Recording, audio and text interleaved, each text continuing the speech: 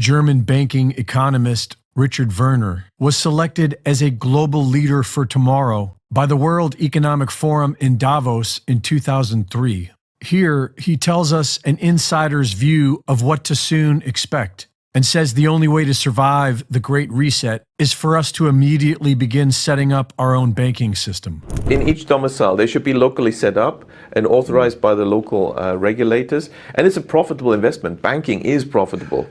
Yeah. So the investors would get a return while the local community would get a return, and it's a way of delaying, perhaps even preventing the introduction of CBDCs. They have literally delayed their agenda because I think it's so important to them. They've been very careful about the timing, and let's wait a little longer, let's have this crisis first, let's have COVID first, soften them up.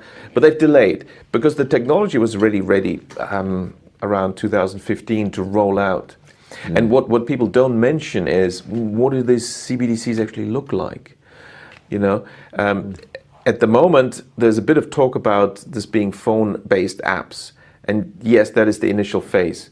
But what was already ready around 2015 is the ultimate goal, what they really want. Apparently, I was told by a central banker, is, CBDCs looks like a small grain of rice that they want to put under. Is a hurdle. So to get people to accept this, there will be, why suddenly are the billionaires saying, let's have universal basic income? Because the story is going to be, now we've created this vast unemployment and disruption and crises. Well, we need universal basic income. You will get 2,000 euros into your account every month. But of course, to run this efficiently, we need to use the latest technology. So, you need the CBDC plant. But how many people will say, okay, fine, 2,000 pounds, 2,000 euros, A surprising proportion, shockingly, obviously, to me or yourself, but we've seen years ago in Sweden, there has been a substantial small minority take-up of what's currently much larger. It's kind of like a little cylinder in stainless steel, I guess. Maybe it's titanium or something. And they're doing it because they just want to. They want to be early adopters of this nonsense. So if anyone's listening and that sounds fanciful or conspiracy theorish, the fact is in Sweden they are taking it up and in other places, and that's not coming out of nowhere. The Bank for International Settlements recently published a report called Blueprint for the Future Monetary System, Improving the Old, Enabling the New. This report proposes that a central bank digital currency will serve as the new reserve currency, and calls for the digital confiscation of all physical property by assigning every real-world item its own unique digital token, which will contain rules on how each item can and cannot be used, so that each person can be controlled and conditioned directly by the central bank. What are global cabal theories, and why do so many people believe them? The global cabal theory, it has many variations, but basically there is a small group of people, a small cabal, that secretly controls everything that is happening in the world. All the wars, all the revolutions, all the epidemics, everything that is happening is controlled by this very small group of people who are, of course, evil and have bad intentions. And this is a very well-known story. That it's not new. It's been there for thousands of years. It's very attractive because, first of all, it's simple. And also it creates this fantasy, utopian fantasy. If we only get rid of the small cabal, we solved all the problems of the world. Salvation.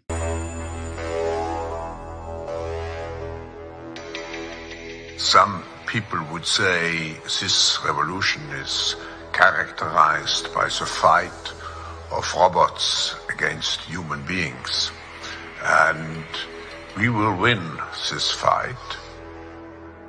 Professor Klaus Schwab was born in 1938 in Ravensburg, Germany, where Nazi crimes against humanity were committed. His father, Eugene Wilhelm Schwab, was the managing director of Escher Weiss Ravensburg, a company that used slave labor to manufacture weapons of war for the Third Reich. While Klaus, his father, was at the helm, the Nazi Party awarded Escher Weiss Ravensburg the title of National Socialist Model Company. Years later, Klaus Schwab joined the board of directors at Escher Weiss Ravensburg, where he played a key role in the development of South Africa's nuclear weapons program during the darkest years of the racist apartheid regime. Today, Klaus Schwab is the founder and executive chairman of the World Economic Forum. If you'd like to meet the people who are supposed to repair the state of the world, or give a piece of your mind to the bankers who helped get us into this mess, we can tell you where to find a lot of them. The World Economic Forum. Founded in 1971, the World Economic Forum is an international private organization which receives billions of tax-free dollars from its members and their global enterprises. Every year, the WEF brings together its members with world leaders, big pharma executives, tech titans, Hollywood celebrities, media personalities, and internet influencers to meet in the secluded mountains of Davos, Switzerland. It is a tiny town folded into the Swiss Alps, a village where you could bump into Bill Clinton, Bill Gates, the head of Google, and the Queen of Jordan, all in one place. A lot of reporters cover the forum, but few get inside. It turns out there are two Davoses, one you see and one you don't. After hours, there are hundreds of private parties where deals are done. People who can't be seen together in public can meet here. 2014, Klaus Schwab called for the Great Reset. We need a great reset. Which he positioned as the solution to the world's most urgent issues. The dark reality of Schwab's agenda is detailed in his best-selling book, COVID-19, The Great Reset. His endgame mission is to replace independent governance with a top-down controlled, one world government and a central bank-controlled digital currency. When they say, you'll be happy, what they mean is, you'll be enslaved. That's why they're talking about a great reset. That's why they're talking about introducing this quasi-communist, quasi-socialist agenda. They know we've run the course where we cannot continue down the path of the ever-increasing indebtedness because we have a generation that quite literally cannot afford to buy a house. Artificial intelligence, the metaverse, synthetic biology, our life in 10 years from now will be completely different, and who masters those technologies will be the master of the world.